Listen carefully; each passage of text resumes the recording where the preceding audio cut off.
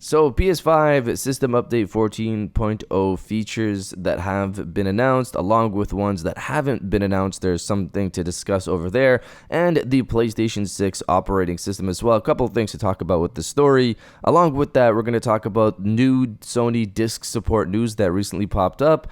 And those are the stories we're going to cover today. And if you could hit that like button on the video, thank you to those that do it. And as always, it's very much appreciated. First, are you watching the new Grand Theft Auto 6 extended look on Netflix or YouTube? Rockstar has confirmed that GTA 6 is finally going to get an extended look come later this month on August 27th, 3 p.m. on Netflix, 9 p.m. Eastern on YouTube. And I'm curious if people are watching it on Netflix or are willing to wait for the YouTube drop. So comment below, are you watching the GTA 6 extended look on Netflix or YouTube? Let me know down in the comments below. Now diving into the first story of the video, PS5 System Update 14.0 features that have been announced and the unannounced ones. We're going to talk about the public launch and the PlayStation 6 OS. So let's go over the PS5 update, the beta itself, then what this could mean for the public launch and the features over there, and the PlayStation 6 OS. So the update, reading from PlayStation Lifestyle,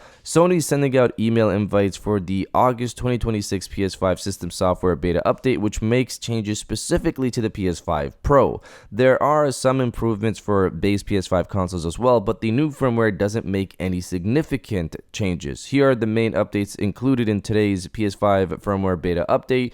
We've turned on enhanced PSSR image quality as a default setting. When you update the system software, this setting automatically turns on. When you enable this feature, enhanced PSSR is used even for games that support the previous version of PSSR, so you can enjoy a sharper and clearer visual experience. We've changed the following features for PS5 base consoles and the PS5 Pro consoles in certain countries or regions. If you go to Settings, Accessories, General, Advanced Settings, and select Turn Off Bluetooth, you're no longer able to put your console into rest mode. Additionally, HDMI link is no longer supported when you select Turn Off Bluetooth. The Turn Off Bluetooth function is for managing controller connections at esports venues and similar locations. Do not use this feature for any other purpose. And of course, everybody's favorite feature, we've improved system software performance and stability. So this is pretty much a nothing burger update. Like, I saw articles talking about the PSSR side of it, but literally it's just the toggle that we got earlier this year. That thing is now just always on. Before it was off and then you can turn it on by choice, but now it's just always on. Now in terms of something being there for the public release, that's a possibility. If people remember, the beta earlier this year didn't have the PSSR toggle. That PSSR toggle came with the public launch of Update 13.0. You had some games manually support PSSR 2 before that update, like Resident Evil 9, but when the toggle went live, you could switch it on for PSSR 1 titles to be auto upgraded to use PSSR 2, or what Sony calls it, enhanced PSSR. So the public launch of Update 14.0 could bring something with it, potentially.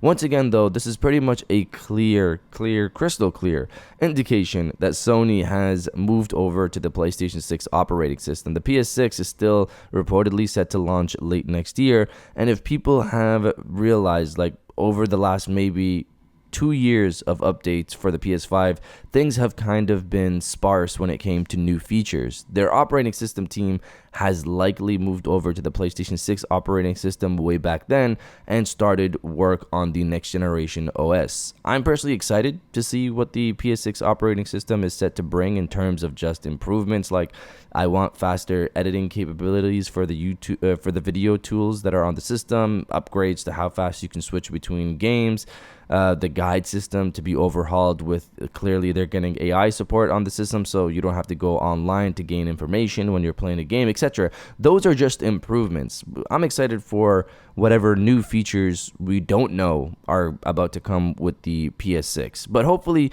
Sony also, when the PS6 arrives and the operating system team has made this fully new operating system for the PS6, maybe they could also bring updates to the PS5 as well, since cross-gen is set to be a longer thing this time around.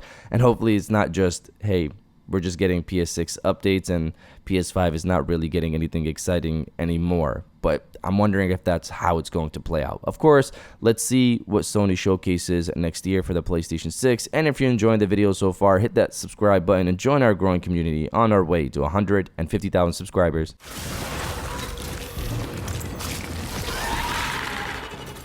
Now diving into the second story of the video, new Sony disc support news. So this is something some of you guys have probably seen by now, but I haven't gotten a chance to discuss it here on the channel. Reading from Video Game Chronicle, Sony has reportedly started placing warning labels on PlayStation 5 consoles, alerting purchasers of its decision to discontinue physical disc games. That's according to an image posted on X by content creator Behind the Games, which shows a sticker placed on a PlayStation 5 box flagging the decision to end disc production in January 2028. Important notice, from January 2028, new released games on PlayStation will be available for purchase on PlayStation Store and at retailers in digital format only. The alleged message reads, discs for games released before January 2028 can continue to be played on this console. The label has not yet been authenticated by other users, and if real, it's not clear whether it's been placed on all variants of the PlayStation 5. Last week, Sony broke its silence on the backlash to the decision to stop making PlayStation discs and indicated that it was going to cautiously move forward with the decision despite criticism from some players. So when I saw this pop up, I pretty much said on Twitter that Sony's kind of locked into their disc situation for the PlayStation 6. If they're actually placing warning stickers like this on the PlayStation 5 box, then they're pretty much set in their ways for at least the PS6 being an all-digital console, so no PS6 physical discs. We might see PS6 physical boxes with codes inside of them at retailers, but not discs themselves. I'd personally buy one of those just to have a PS6 case for the collection, but after that, as you guys know, I'd probably stick with my digital purchases off the store. However, my main focus has been the possibility of Sony offering a disc drive, like I mentioned in my last video, that would allow players to play physical PlayStation 5 and PlayStation 4 titles on the PlayStation 6. This is once again because Sony is not capable of digitizing those games for PS6, so unless Sony wants people to just drop their entire physical libraries from PS4 and PS5, they're going to have to offer some type of disc support, with it potentially being an external disc drive you plug into the PlayStation 6 via a USB.